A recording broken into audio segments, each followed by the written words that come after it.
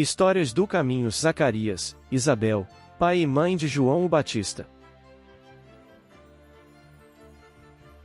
Em todas as épocas, o mundo foi visitado por diversos espíritos missionários que, reencarnados, assumiram responsabilidades de acelerar o progresso mediante invenções, descobertas e outras atividades.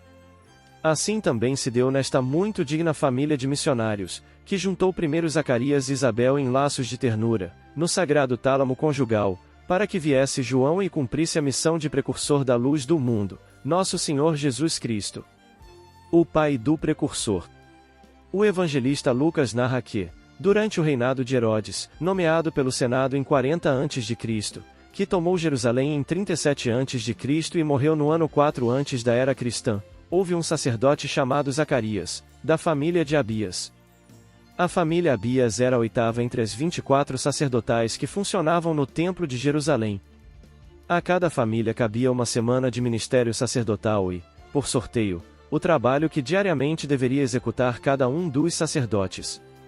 Todos os dias, ao nascer e ao pôr do sol, se repetia a cerimônia em que o sacerdote sorteado oferecia o sacrifício do incenso. Era tarefa de tal forma honrosa que era concedida uma vez por semana, somente, a cada sacerdote. Quando a coluna de fumaça subia, soavam as trombetas festivamente e o povo, do lado de fora, nos átrios do templo, se prostrava com o rosto em terra, em reverência. Zacarias, cujo nome significa lembrança ou recordação de Yahvé, vivia nas montanhas da Judéia. Tinha por esposa Isabel, em hebraico Elisheba, a adoradora de Deus ou obra de Yahvé, que o evangelista informa ser descendente de Arão. Naturalmente, trata-se de uma alegoria, pois que se na atualidade, com todos os registros, raramente se conhecem os ascendentes além da terceira geração, pais, avós, bisavós, imagine-se, aquela época, ter-se a informação de 1500 anos antes, tempo em que viveu Arão, o iluminado. Em idade avançada, continua Lucas, Zacarias não tinha descendentes e a esterilidade era atribuída à sua mulher. Homem justo, obediente aos mandamentos e preceitos do Senhor, entristecia-o a falta de filhos, mesmo porque, aos olhos daquele povo, o fato era tido como sinal de que a união não fora abençoada pela divindade. Certo dia, coube a Zacarias o sacrifício da manhã, no templo. Estava sozinho, ao pé do altar. Deitava sobre o braseiro o incenso e, enquanto subia a fumaça, orava. Tudo era silêncio e sua alma parecia alçar-se, exatamente como a fumaça do braseiro. De repente, do lado nobre do altar, o direito, que ficava na direção sul, onde estava o candelabro de 7 velas, símbolo místico da luz, apareceu um vulto aureolado de vivos fulgores. Se Zacarias o viu pela vidência mediúnica ou se o mensageiro espiritual se materializou, fazendo-se dessa forma, visível, não se sabe. Estremece o sacerdote, mas o espírito o tranquiliza, transmitindo-lhe o recado de que fora incumbido. À semelhança do que se dará, em outro momento, com a mãe de Jesus, o anjo vem com a incumbência de noticiar o nascimento próximo de um garoto. Informa a Zacarias o nome que deverá portar o menino e fala da missão que haverá de desempenhar. Prediz a natural alegria do casal pelo evento, e igualmente, a alegria de muitos pelo renascimento daquele espírito. Eram tão grandes as promessas feitas a Zacarias, que ele ousa pedir ao anjo um sinal, uma prova. É então que o mensageiro se identifica como sendo Gabriel, o homem de Deus, dizendo que faz parte daqueles que assistem diante do trono de Deus. Como segunda prova, fala o emudecer. Deduz-se que perdeu também a audição, pois mais tarde, por ocasião do nascimento do filho, será por sinais que lhe indagarão qual deverá ser o nome do menino. O povo se inquieta do lado de fora. Zacarias se demora em demasia no cerimonial. Finalmente, quando sai, não profere as palavras ritualísticas habituais. Interpretam as pessoas por seus gestos, que ele tivera uma visão. Ao terminar as suas funções sacerdotais, Zacarias se recolhe à sua residência, dando-se a concepção de Isabel, na sequência. Chegado o tempo de dar à luz, narra o evangelista Lucas que Isabel teve um filho e, ao 8º dia, quando vieram circuncidar, como ela afirmasse que se deveria chamar João, perguntaram ao pai, que escreveu em uma tabuinha, e João é seu nome. Naquele momento, ele recomeçou a falar. Cheio de um Espírito Santo, ele agradece ao Altíssimo pela misericórdia e, depois, de forma resumida, repete as palavras dos profetas Malaquias e Isaías, que se referem àquele que aplanaria os caminhos de Yahvé. A partir de então, enquanto o menino João cresce e se torna adulto, nada mais se fala do sacerdote Zacarias. Pois a missão principal de Zacarias estava cumprida segundo os desígnios divinos. A esposa de Zacarias. Segundo a Vulgata, seu nome seria Elizabeth, do hebraico Eliseba, a adoradora de Deus, ou obra de Yahvé, ou ainda, Deus é a plenitude. Dos evangelistas, somente Lucas a ela se refere, assinalando ser descendente de Arão. Esposa do sacerdote Zacarias, com ele vivia, provavelmente, na aldeia serrana, conhecida, nos dias recentes, como São João da Montanha, situada em Ain-Karim, cerca de 7 quilômetros a oeste de Jerusalém. Como toda mulher em Israel, deve-se ter casado entre os 12 e 12 anos e meio. Embora na prática as mulheres não fosse ensinada a lei e as tradições, no relato de Lucas, 1:43, se reconhece que Isabel conhecia os textos sagrados. Ainda que, em Israel, a mulher ocupasse lugar de subalternidade, pois os textos previam que ela devia se ocupar dos filhos e da casa, chegando a especificar a quantidade mínima de lã ou linho que deveria fiar ou tecer por semana, e onde devia, inclusive, aceitar que seu marido dividisse sua afeição com outras mulheres, fossem esposas ou concubinas. Não se pode descartar a existência do amor conjugal. Dessa forma, ao se ler a respeito de Isabel e Zacarias, conclui-se que o casal vivia a monogamia, mesmo porque a poligamia era rara, em Israel, em primeiro lugar por razões econômicas. Embora as leis rígidas quanto à mulher, não é raro se encontrar o amor transfigurando todas as leis, bastando se leia no Antigo Testamento tantos casos de homens que amaram intensamente suas mulheres, a elas se entregando em totalidade. É de supor, pois, que o casal Isabel e Zacarias, citados por Lucas como justos diante de Deus, caminhando irrepreensivelmente em todos os mandamentos e preceitos do Senhor, vivesse a aura do respeito, dedicação e mútuo amor. Difícil é se imaginar qual seria a idade de ambos, tidos como avançados em anos, ao tempo em que Isabel, assinalada como estéril, veio a conceber, visto que a idade era contada de forma diversa da atual, tanto quanto considerando-se que o homem se consorciava aos 18, a mulher antes dos 13 anos.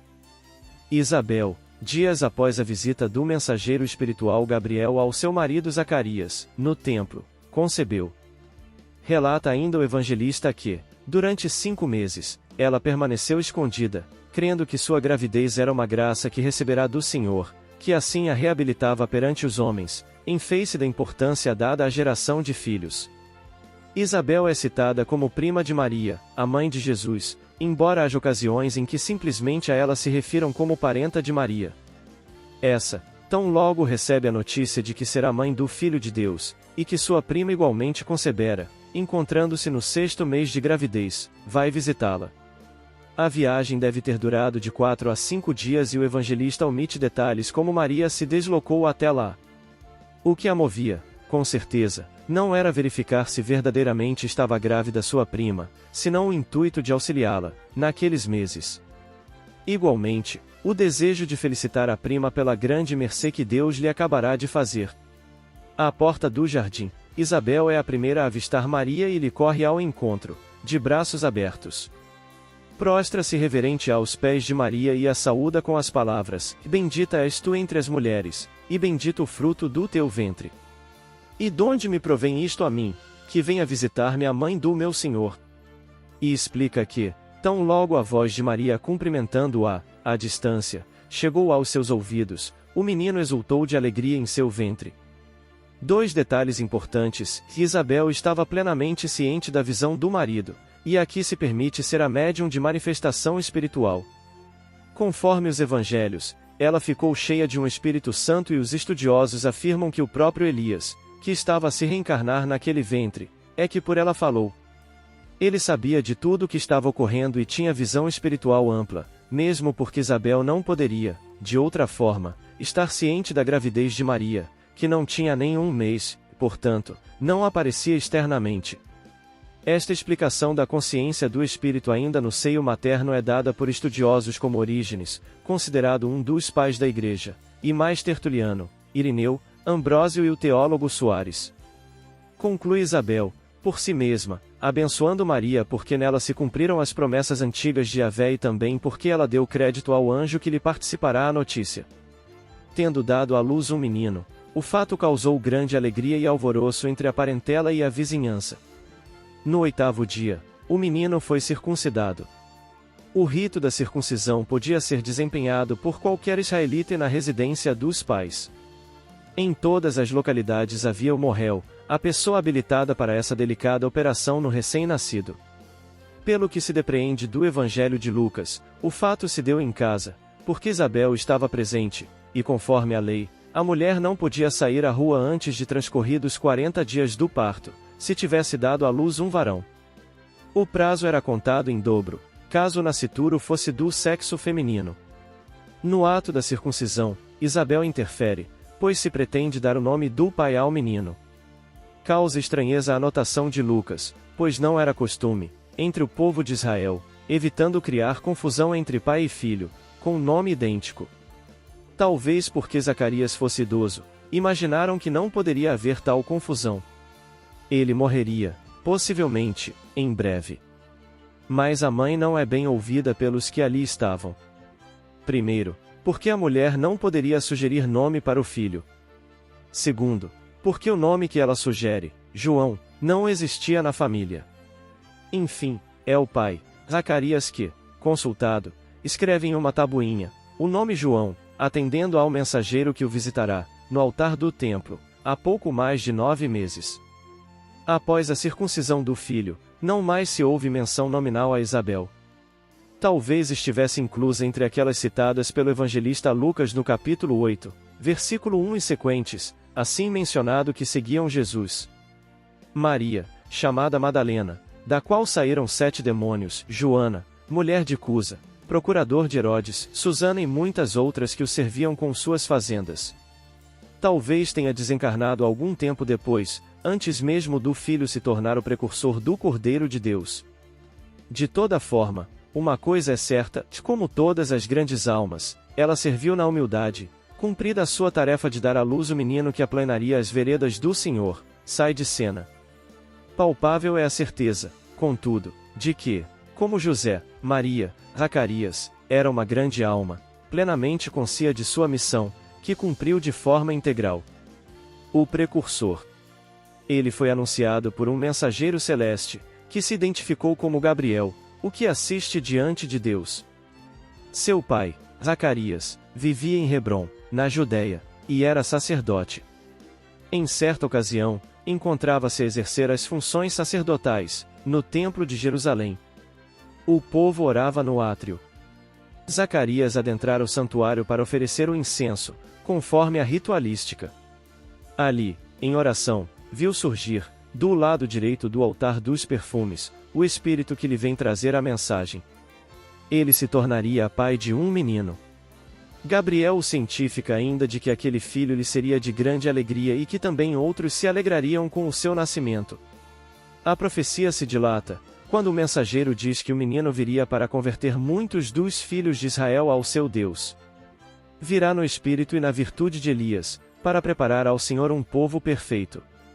As anotações do evangelista Lucas testificam, por esse anúncio, de forma clara, do retorno de um grande profeta da antiguidade, Elias, que viverá séculos antes e cujas referências se encontram no livro 3º capítulo 17 seguintes e 4 de Reis capítulo 1. Segundo o evangelista João, o filho de Zacarias veio para dar testemunho da luz, a fim de que todos crescem por meio dele. Ele não era a luz, mas era para dar testemunho da luz. Evangelho de João, capítulo 1, versículo 8. Quando o menino nasceu, seu pai assinalou seu júbilo com um cântico em que glorifica a Deus pela dádiva daquele que seria chamado profeta do Altíssimo, porque irás adiante da face do Senhor a preparar os seus caminhos. Evangelho de Lucas, capítulo 1, versículo 76. Isso nos diz de quão consciente era Zacarias a respeito da identidade e da missão do filho. Lucas assinala o ano em que João, o filho de Zacarias, inicia a sua tarefa como sendo o 15º do Império de Tibério César, o que equivale a dizer o ano 28, pois o governo de Tibério iniciou no ano 13. Era procurador na Judeia, Pôncio Pilatos e Herodes, tetrarca da Galileia. João vestia seu corpo magro com pele de camelo, dos ombros até os joelhos, e trazia um cinto de couro. A cabeleira era negra e os olhos profundos, de um fulgor misterioso. Apresentava-se como a voz do que clama no deserto: preparai os caminhos do Senhor, fazei direitas as suas veredas. A voz de João era forte, vibrante, dura mesmo. As suas palavras, breves e incisivas. Os seus gestos, parcos e rápidos. Em sua pregação, a que acorria o povo, falava de que não bastava se acreditar filho de Deus, era preciso realizar o bem. Por isso, aos publicanos aconselhava que não cobrassem mais do que o fixado pela lei, aos soldados, que não praticassem a violência, nem causassem dano a outrem, contentando-se com seu soldo. Era o discurso que ainda serve nos dias atuais a todos os que nos encontramos no serviço público. A prática do dever, com ética e dignidade. Suas pregações de tal modo impressionavam as pessoas, que muitos passaram a acreditar que ele era o esperado Messias. É então que João dá seu primeiro testemunho a respeito de Jesus. Eu não sou o Cristo. Depois de mim virá aquele que é mais poderoso do que eu e de cujos sapatos não sou digno de desatar as correias. Ainda dará um segundo testemunho, em Betânia, além do Jordão, quando sacerdotes e levitas o foram questionar a respeito de sua identidade. Ele reafirmará que o que haveria de vir após ele, que existia antes dele, já se encontrava entre eles.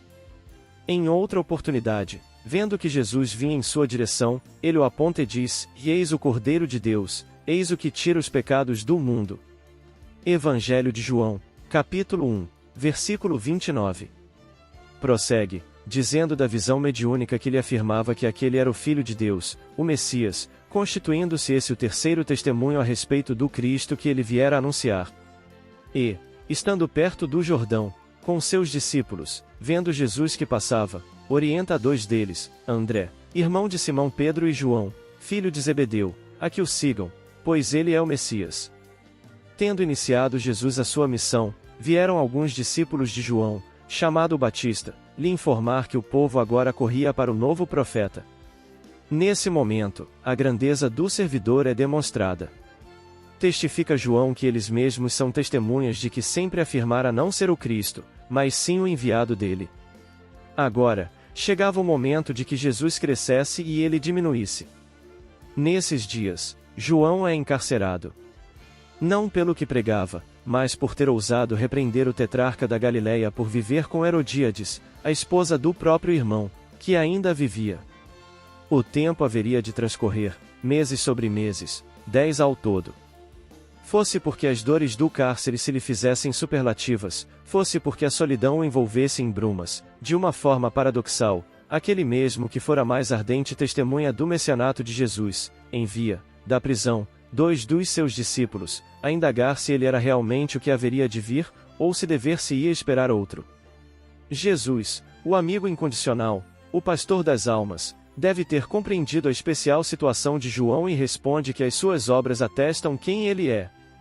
Os cegos veem, os coxos andam, os leprosos tornam-se limpos, os surdos ouvem, os mortos ressuscitam, e aos pobres é anunciada a boa nova.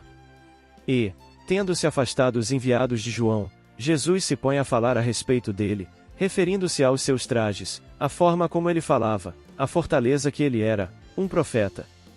Uma lâmpada ardente e luminosa. Evangelho de João, capítulo 5, versículo 35. É nessa hora que o Mestre afirma ser ele o Elias que as Escrituras estabeleciam deveria vir antes do Cristo. Viera e não fora reconhecido, naturalmente por se encontrar em um corpo diferente, com aparência diferente e ter um discurso muito específico, o de aplanar as veredas, preparar os caminhos do Senhor. Em eloquente elogio ao precursor, afirma Jesus que, dentre os filhos da humanidade, naquele tempo, ele era o maior, embora o menor no reino dos céus fosse maior do que ele. Afirmava-lhe, assim, a grandeza, do quanto ele já conquistara em louros de virtude e de saber, ao mesmo tempo dizendo que longo caminho deveria percorrer até alcançar a culminância da perfeição. Mas, foi no seu aniversário que Herodes, fascinado pela beleza e graça da filha de Herodíades, lhe atenderá ao desejo, e mandará servir em uma bandeja de prata a cabeça decepada do Batista. Com o consentimento do próprio Herodes, os discípulos de João lhe resgataram o corpo e o sepultaram, indo comunicar o acontecimento a Jesus. Cumpriam-se as Escrituras. Ele viera, realizará a sua missão e discretamente se retirara. A prisão lhe foi a oportunidade de mais dilatadas reflexões, ouvindo os relatos que lhe eram trazidos, vez que outra, dos ditos e feitos do Messias que ele próprio viera anunciar. O silêncio que o precursor fizera ensejava a audição do Messias por toda a terra, numa nova era. Comentários finais. Considerando que as religiões invocam o Evangelho de Mateus para justificar a necessidade do batismo em seus característicos cerimoniais, como deverá proceder o espiritista em face desse assunto?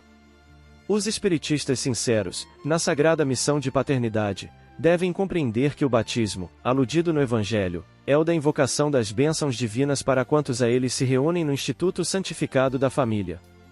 Longe de quaisquer cerimônias de natureza religiosa, que possam significar uma continuação dos fetichismos da Igreja Romana, que se aproveitou do símbolo evangélico para a chamada venda dos sacramentos, o espiritista deve entender o batismo como o apelo do seu coração ao Pai de misericórdia, para que os seus esforços sejam santificados no trabalho de conduzir as almas a ele confiadas no instituto familiar, compreendendo, além do mais, que esse ato de amor e de compromisso divino deve ser continuado por toda a vida, na renúncia e no sacrifício, em favor da perfeita cristianização dos filhos, no apostolado do trabalho e da dedicação.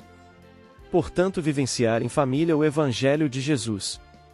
Cuidar, amar, se doar como ele fez por nós.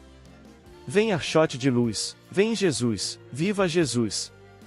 Nascer, morrer, renascer ainda e progredir sempre, tal é a lei. Base bibliográfica. Federação Espírita do Paraná. Sabedoria do Evangelho. Zacarias e Isabel, capítulo 01, c. Torres Pastorino. Rio de Janeiro, Sabedoria, 1964. Idem, 02. Predição do nascimento de João. Idem 03. Nascimento de João. Idem 04. O Cântico de Zacarias. Jesus Nazareno. Huberto Roden, capítulo 05. 6. Edição São Paulo, de União Cultural. Bíblia Sagrada. Tradução de João Ferreira de Almeida. Rio de Janeiro, Imprensa Bíblica, 1966. As Primícias do Reino.